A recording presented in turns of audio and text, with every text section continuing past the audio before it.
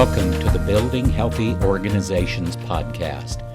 We understand how the human brain works and how that impacts behavior in the workplace. I'm glad you joined us today for our continued journey to understand how to build a healthy organization. Well, we've arrived at part 5 of our series on recession-proofing your organization. In the series, we've explored many different elements, and we started with the understanding that recession-proofing is really about first understanding what is a recession and what true impact might it have on your organization. And then we started to look at, yes, it's a challenge, yes, it's a problem if there's an economic downturn, but are there also opportunities in there? And then we took it to the next step, which is, where are those opportunities? Where do they come from? And we realized they come from our people. If we prepare our people well, if we equip them, then they will be more agile, more resilient, more innovative, more collaborative, and just go on and on and on with that list. They will be the difference between whether we just survive a downturn or whether we actually thrive. And there are many, many organizations that have gained huge market share and made a name for themselves during recessionary periods. None of us wants to face a downturn in the economy, but they come and go. And the beauty of that is the go part. They do come, yes, but they also go, which is a very good thing. The better we can prepare ahead of time to be ready for that kind of a downturn. And a recession is simply a slowing of economic growth. The better, or even some negative growth, and I understand that. It isn't just the fact that you hear about job losses and we have negative economic growth and we struggle with, what's going to happen and all of the uncertainties.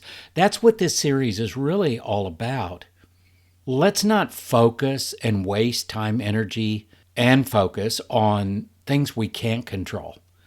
Let's put all of those important resources into things we can control. And that is the things in our organization and especially our people. We have walked through 4 different steps so far. I've talked about the first one. The second one, assessing. What is assessment? How can you assess in a variety of different ways what is important to do the preparation that you want to do? Then the third piece is equipping. That's the next step in the process. We equip people to prosper. It doesn't matter what the circumstances are. Let's say we don't have a recession anytime in the near future. Great. That's wonderful. That's good news. But if we prepared our people and invested in them, we're even better ready, capable to do more because we've invested in our people. And that is one of the biggest differences between organizations that have an excellent employer brand, that attract the best talent, that keep good talent, and that really differentiate themselves in the marketplace, is the fact that they invest in their people. Equip people to prosper. When that happens, all kinds of good things come out of that. Increased engagement, greater levels of success, greater levels of productivity, performance, profitability. Really good things happen because things happen through people. It isn't just the widget. It isn't just the computer that does what needs to be done for our organization to be successful. It's the people that use those tools. And then last time we looked at aligning everything. And I think alignment is probably one of the least understood area that is a part of this series. What is alignment? What do you align? And the more we start to look at that, and I had a specific acronym for align, and that helps us to focus on what's important, that we can really take that and put it to practice and keep us on track as we continue to align things. What are we aligning to? Our strategic goals. What do we need to accomplish to get there, to get the success that we want and desire? Now we're going to take a look at what do we do with all the good work that you've done. If you've gone through these steps so far, these 4 steps, really taken the time to get into them, understand them, put them into practice for yourself and for your organization. Now, what do you do with those?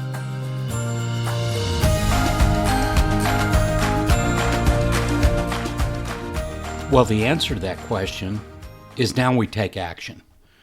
We've done a lot of hard work to this point. Now it's time we take action. To help bring focus to the specific ways we can take action, here's an acronym I've come up with. And I know a lot of you may be going, oh, please, not another acronym. But these things help me stay on track. These things help me stay focused on what I really truly want to accomplish. And I put some time and thought into creating something that's truly going to be guardrails to keep me in my lane when I'm focused on a specific area. In this case, taking action. And I use the word action to call it action orientation. It starts with A for accountable, and then there's C for culture, T for target, I for innovate, O for ownership, and N for navigate. Some of those words may not seem to fit into an action orientation framework, but I think once you hear the definitions of them and the way that I'm using them, it will start to make more sense. Let's start with accountable. Does everybody know what it takes to be successful? For themselves, for the team, for the organization? Do they understand expectations, standards of performance, visibility of progress? That's a big one. Do we have some kind of a visual management system where people can see how things are going? That's really important. That is a magnet that draws people in, that they want to know how they're doing. They want to know how their team is doing. Do we have coaching and supervising to support our people? What about, have we clearly laid out consequences, both on the positive side and on the more punitive or negative side, if that does happen, that things don't go the way we want? And have we clearly identified competencies that are needed? And if we have gaps in those competencies, have we put in place training processes to enhance those competencies, those skill sets? So when there's a clear and understandable success pathway, that's what I call what I just talked about. When that's in place, then you can start to create and cultivate a culture of accountability. A culture of accountability promotes action. Accountability creates an ownership mindset, and I'll talk a little bit more about that later. When everybody's practicing accountability, and accountability, it's a part of a culture, sure, but it's a set of practices as well. You can talk about accountability all day long, but if you don't practice it, you really don't have accountability. And when everyone practices accountability, agility and resilience increase, engagement increases, performance increases. People are the only resource in your organization that can put accountability into practice. Yeah, you can build things into your financial accounting and you can build things into software that are checks and balances and that may raise red flags and all of that. But guess who has to look at those things? To do something about those things, to take action on those. It's people. They are the ones that have to take action on those things. And all of those tools are wonderful, but it's people that are going to be accountable and take action to either correct something or redirect something or to keep something moving forward. When we talk about a culture that takes action, because culture is the next in the acronym that we'll talk about, what does that have to do with taking action? And I think that's a fair question.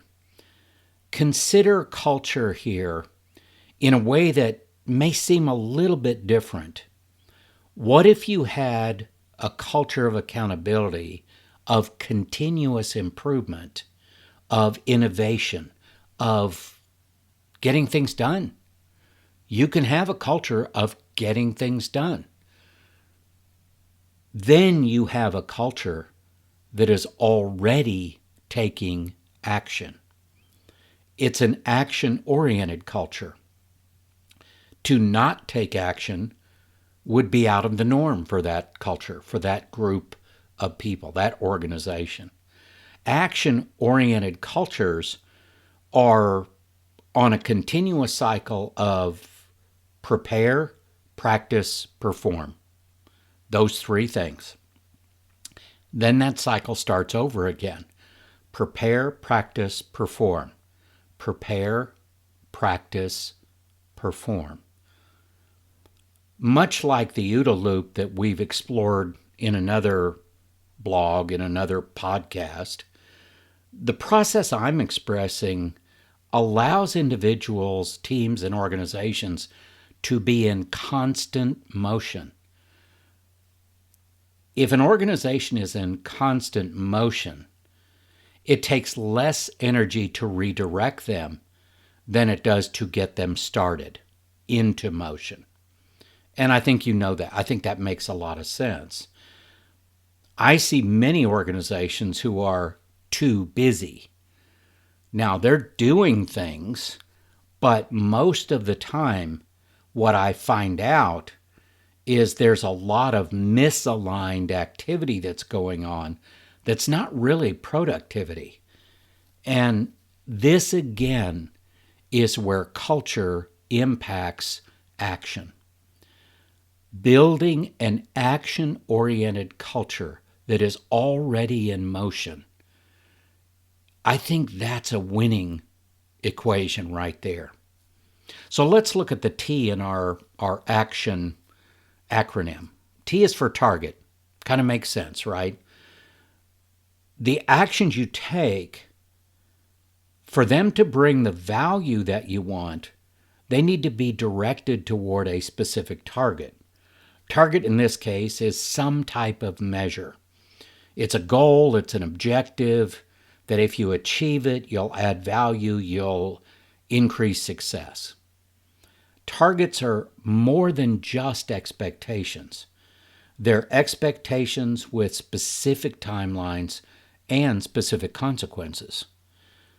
When I work with salespeople, and this is a good example, I think, I see a very large disconnect many times. They know what their monthly goal or annual goal is, but they don't know what it's going to take to achieve it except enough sales.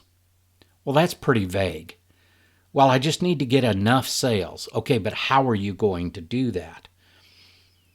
Recently, I worked with an organization that had annual goals for their salespeople. They even had quarterly goals, and that's great.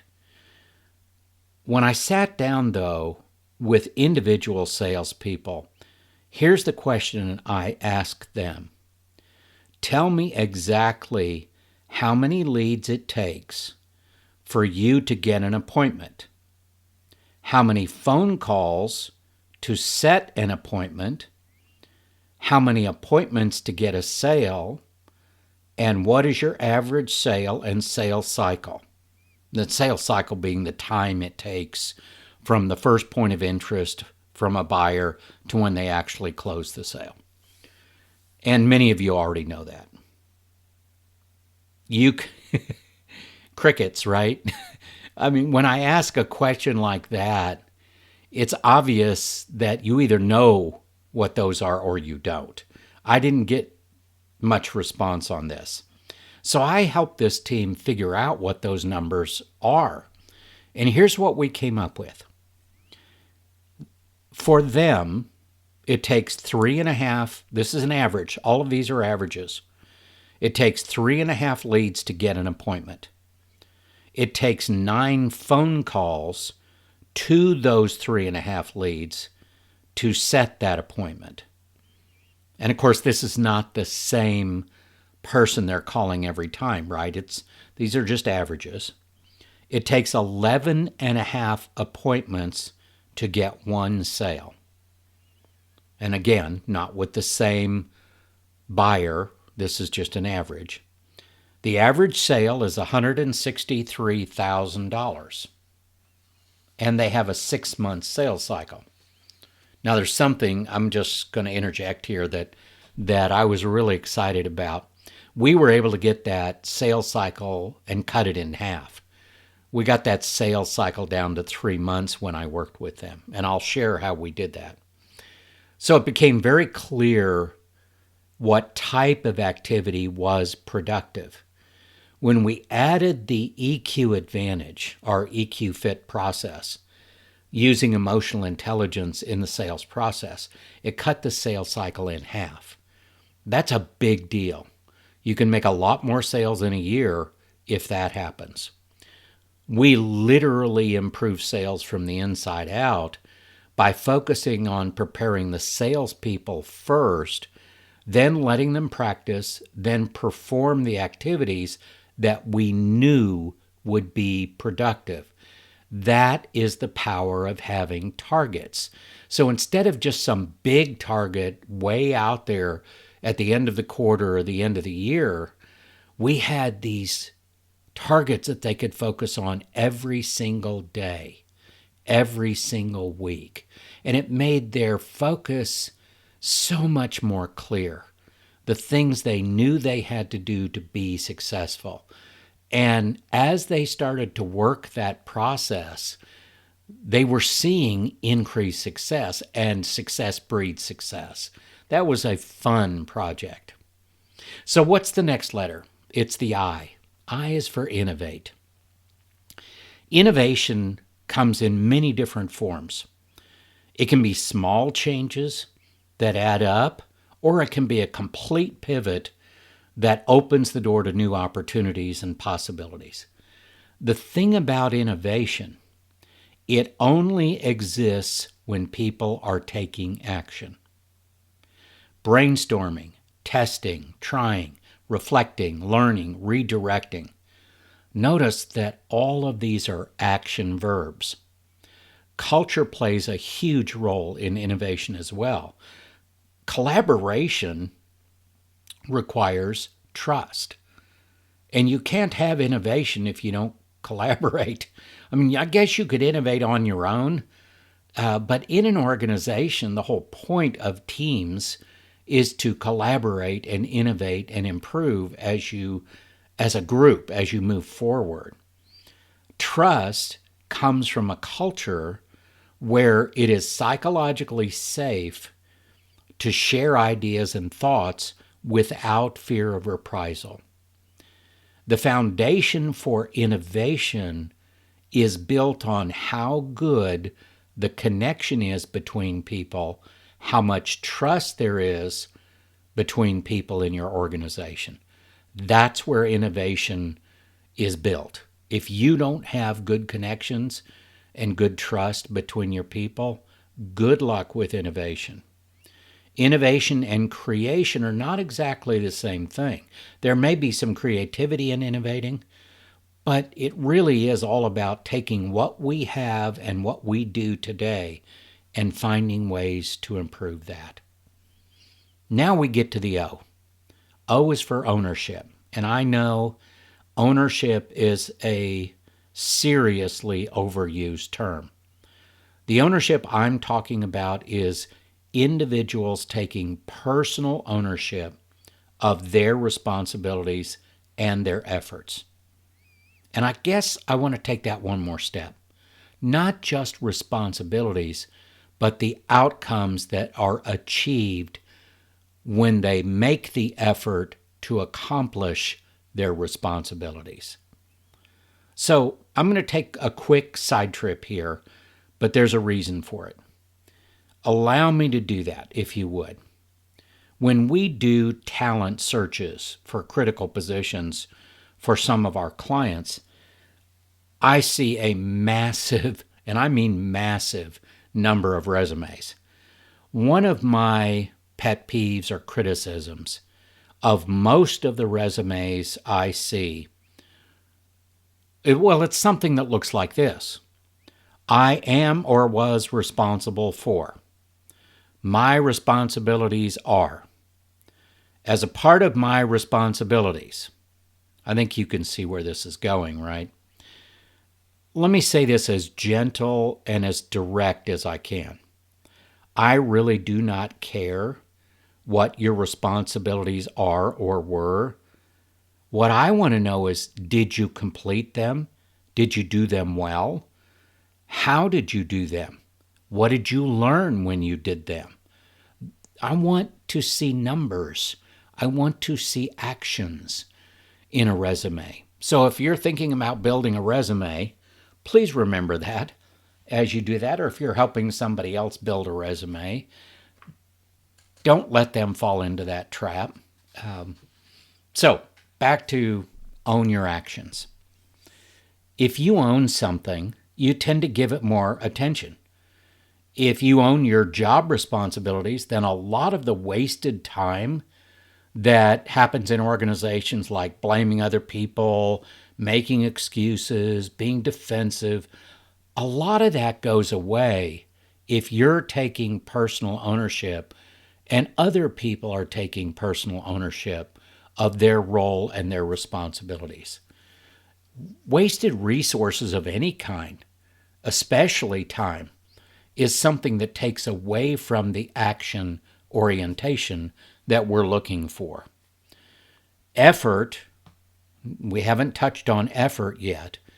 Effort is just as important in personal ownership. In truth, our effort is one of the things that only we control. Nobody else controls my effort. You can tell me what to do. You can show me what to do. You can make all kinds of goals and guidelines. You can do all of those kinds of things. I am the only one who can make the effort. And when we start to understand that, a culture of personal ownership also extends to personal effort. We own our efforts and their outcomes. And this is true whether we think we own them or not. We all know that, especially if we've been a supervisor, manager, leader. Building a mindset of personal ownership in the culture of the organization, in the individuals in an organization, it accelerates taking action. It removes roadblocks, it removes bottlenecks, it facilitates collaboration and trust building. It is absolutely critical to innovation. And the last letter is N for navigate. Last but not least. So what are we navigating? Challenges, relationships, emotions in ourselves and in other people, politics, policies, situations and circumstances, deadlines. And I'm sure you could probably add more to that list. It seems like most of our days are spent doing one of two things, either avoiding or navigating. Notice one is not taking action. Well, I guess avoiding is an action, but it probably isn't very productive. Navigating is action-oriented. The funny thing is, usually the things we avoid come back around, so we have to navigate them anyway. There's a secret superpower in that list I read you just a second ago. Navigating the emotions in ourselves and others. Why do I call that a superpower? If you explore this, I think you'll see that at the root of avoidance, procrastination, roadblocks, at the root of those things are emotional detractors.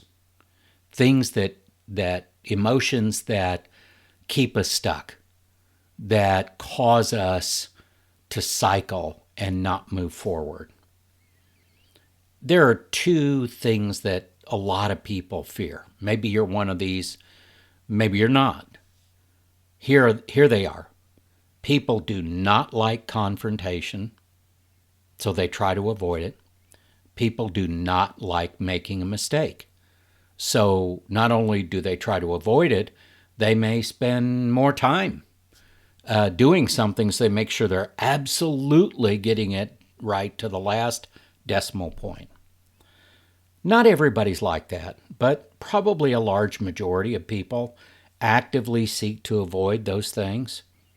The problem comes when that stands in the way of forward progress. There are many other emotions that we experience every day. Some of these have a long lifespan in us, and others may be short-lived. The most important thing to understand about emotions, you choose the emotions that you allow to live on in your life. Now, I'm not saying you have control over the emotions that you feel that are generated when you experience something. We're all going to have those emotions that are generated. But neuroscience tells us in about 6 seconds, those emotions start to subside unless you choose to hold on to them. Will there be some residual amounts of those emotions? Sure, there will be.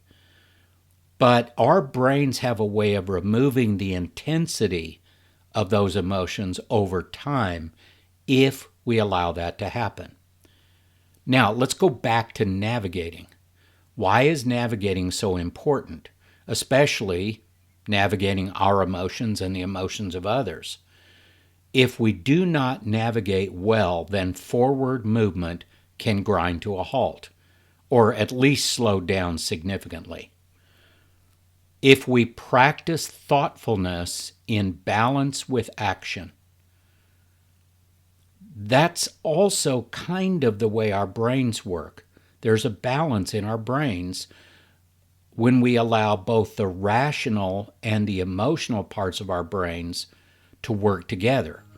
Each of those support the other, which creates accelerated success and outcomes.